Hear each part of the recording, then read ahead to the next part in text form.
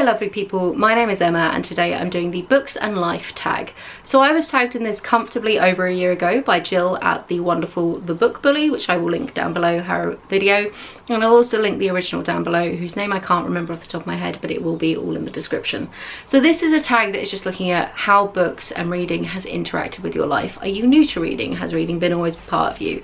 And I thought it'd be a really fun way to kind of have a chat, because reading has definitely changed for me quite a lot over the past few years with all my studies, and it's been really fun to look at how it has remained a permanent part of my life, but how the hobby has shifted to fit in with the other demands. So book one, question one, is on a scale of 1 to 10, how much are books and reading part of your life? 8, 9, comfortably. Reading has been something that I have always done and always prioritised. There have been very few stretches in my life where I haven't sort of actively listed and considered reading as a hobby. And even in that time, I probably was still reading at least 10 to 15 books a year, which for a lot of people I think is sort of a goal of theirs, whereas for me that was like the lowest amount that I tended to read. So it has just been a landmark part of what I do. It's a really big thing in my family. I grew up surrounded by books. It's just what we do, what I've always done. Question 2 is, where does your personal library stand right now in relation to the rest of your life? Do you have more books than you've ever had? Fewer? How has your library changed? I think I probably have more books than I've ever had in my life in this moment, through a combination of like being an adult with my own surplus money, but also not moving as much. There was a period of time in sort of my early 20s where I was moving house a lot, and you do just naturally start to cull books off your shelves, mainly because they're bloody heavy to move and don't fit in things nicely, and so you're just basically moving giant boxes of bricks all the fucking time. So yeah, we've been in this house I think nearly 3 years now, and we moved a huge collection of our books last time, and Andy really prioritises books as well, so we're both quite happy to move big collections.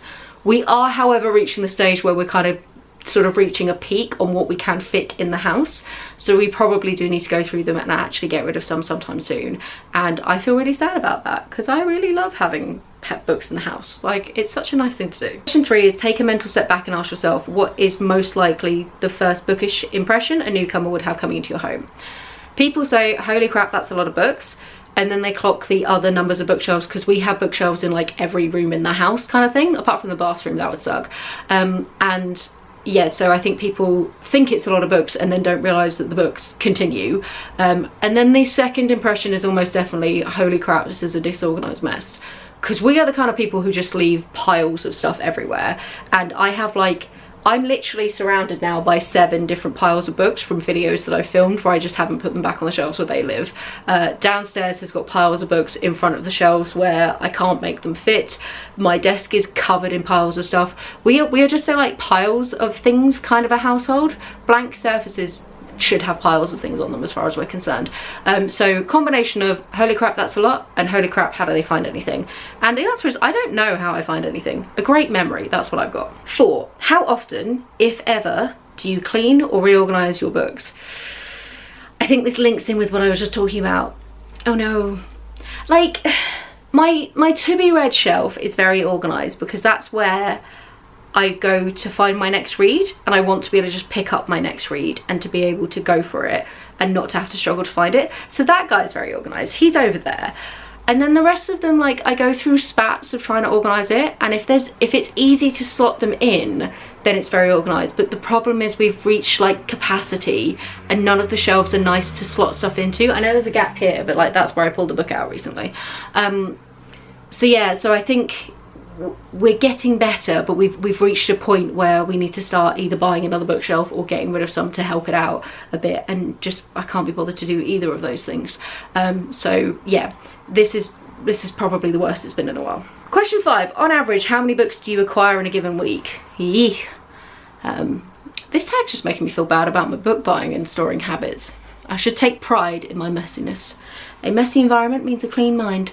Anyway, how many books do I buy? I don't really know. I think it's something where I go through spats of acquiring quite a few, and then I will be like, oh shit, I need to get this number back down, and then I will go back and acquire quite a few again. I definitely in the past sort of month or two have acquired quite a lot, just because of the like joy of, oh my god, I have the headspace to get back into all these genres. Oh my god, there's so many new things, I want to read them all. But I am intending to slow right back down. I think it probably averages out to like 2 a week maybe, which given I probably read like 3, I think we are like always in kind of a net slowly decreasing, which is I think the goal. Question 6 is, what song is your current earworm? Which is quite fun. Because I thought this was all going to be about reading. So what am I listening to at the moment that is really good fun? Vet at work just put me on to Fred Again, ... who is really fun, chill background, easy listening. If I'm reading, I love having lo-fi on in the background, or Taylor Swift's Folklore and Evermore, very quiet, and a live stream of an aquarium. There's something about having a fish swimming around in the background on a screen that I find really soothing and really helps me to focus on my book. Monterey Bay Aquarium was my like go-to in lockdown to have on in the background. I bloody love their gigantic fish tank with their sea kelp forest. I will link them down below. If you struggle with focusing on books and reading and like keeping your attention on and not doom scrolling, seriously, chuck on some fish in the background, man. They're great. If we're just talking like actual earworms to listen to, I am really into angry alternative girl pop, like girl rock pop from TikTok. So I will link a few people down below, but like Mothica and Rory and Emmeline and people like that are just listening to them loads at the moment. And new school country, I'm listening to a surprising amount of new school country right now. So I don't know if that helps answer this question. My music tastes are about as eclectic as my reading tastes, if that helps. Right, question 7 is, what percentage of your self-control do you retain in a well-stocked bookshop? 0. Fucking 0, man. Like, it just... They're shiny and they're pretty and they're cool and there's so many that I want to read out there, and I am terrible with my money and have very low impulse control as it is, and so the way that we deal with this is by just not going to bookstores very often. For me, a book shopping trip is very much a mentally, I've accepted the consequences of my actions already. I often go with somebody who I know is going to get a lot of enjoyment out of it with me. There's a couple of girls at work. My mum and I love going book shopping, my dad and I love going book shopping, and it very much is a like, we're going to a bookshop, we're going to spend 3 hours wandering around, I'm going to walk out with 8 books and no one is allowed to judge me. And then we just avoid them other than that. Question 8 is, do you ever feel the need to take a break from books, and if so, what form does it take? I mean, yeah, I think everybody needs to take breaks from their hobbies for other hobbies. For me, I play a lot of World of Warcraft. I find that really zen. Sometimes I'll listen to an audiobook whilst I do it, but a lot of times I don't, because I don't feel like I pay enough attention. I also do crafting, I do embroidery. I will link down below and in the cards a video that I did about my embroidery collection.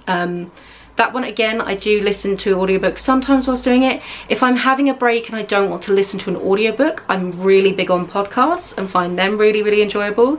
And I'm now trying to get back into doing stuff like weightlifting and going for longer walks as well, so that I'm just a little bit more active. But really for me, it's World of Warcraft, embroidery and podcasts are like my big other stuff that I do. And this, I feel like this is a break from reading. It's talking about books and being able to enjoy them without actually sitting and reading. So I really put booktube in a category of its own. Question 9 is, when you meet a new person, not when you meet a new person, how long does it take you to bring up books? It really depends on the setting. Like, if we're sort of in a social gathering and I'm meeting like the partner of a new friend, then like 5 minutes, if that. If I'm at work, then it really doesn't come up particularly, because it's sort of an environment that we chat a lot down the back, but it's quite a sort of physical, hands-on environment. So reading is not necessarily something that immediately kind of gets discussed. So yeah, it really depends on the person. But if people ask about my hobbies, I do mention this channel. I'm not coy about the fact that I have this channel. If anyone from work is watching, hey. Or indeed my life in general, hey. Hey sister, she sometimes watches and then uses the YouTube comments to talk to me. What up?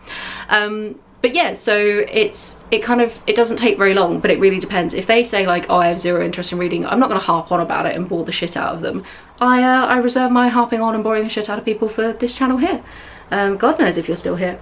Anyway, question 10 is, have you given any thoughts or... This is dark. Have you given any thoughts or made any provisions for your personal library after you croak it?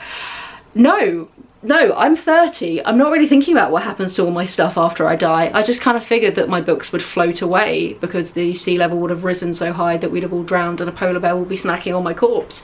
Is that an acceptable answer to what's going to happen?